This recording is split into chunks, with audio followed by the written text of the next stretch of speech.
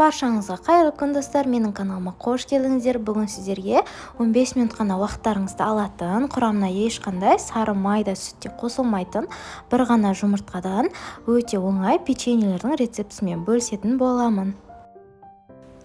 Ол үшін бізге ең алдымен ыдысымызға бір жұмыртқаны жарып, оның үстінен 100 грамм қантымызды салып, екеуін венчикті немесе жай ғана вилканың көмегімен қантымыз жақсылап ерігенше араластырып алатын боламыз.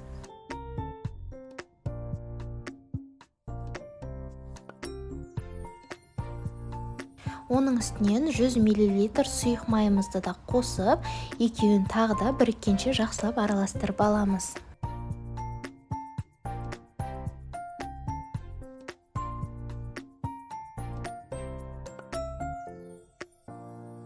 Ұнымызды міндетті түрде ситадан өткізіп салып, үстінен бір шай қасық разрыхлительді салып, қолмен жақсылап илей отыра, жұмсақ қамыр етіп илеп алатын боламыз.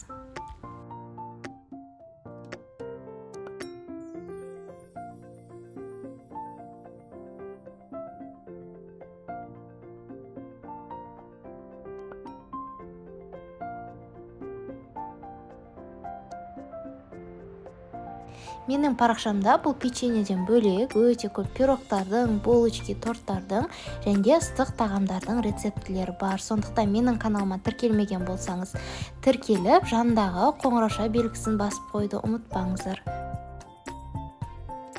Міне бізде осындай қолға жабыспайтын өте жұмсақ қамыр шығу керек. Енді бұл қамырымызды бетін жауып 5 минутқа қалдырып қоямыз.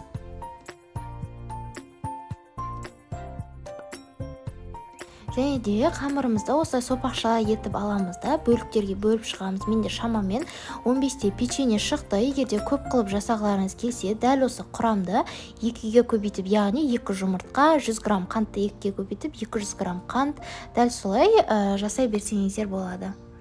Әрбір бөлігімізді алып, қолмен осылай кішкене дөңгелетеміз де, әдемілеп, үстінен басып, бақырындап қоя береміз.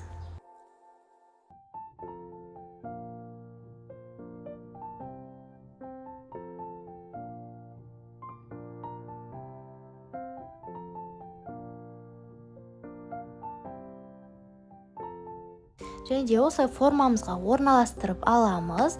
Оның үстіне кез келген бокалмен мен осылайша жапырақтарды әдемілеп сызып шықтым. Немесе сіздер кез келген бетіне узорды жасасаңыздар болады, немесе ешқандай узор салмай-ақ дәл осылай дөңгелек күйінде пісіре берсеңіздер де болады.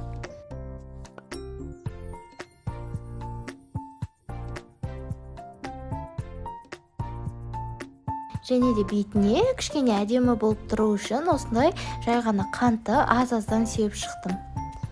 Духовкамызға 200 градуста 15 минутқа салып аламыз. Печеньенің беті кішкене қызара берген кезде біздің печеньелеріміз дайын болды деген сөз. Міне осындай өте песочный, арасының бәрі тез-ақ пісіп шығатын, өте оңай печенье шығатын болады. Міндетті түрде өз отбасыларыңызға, балаларыңызға жасап беріңіздер.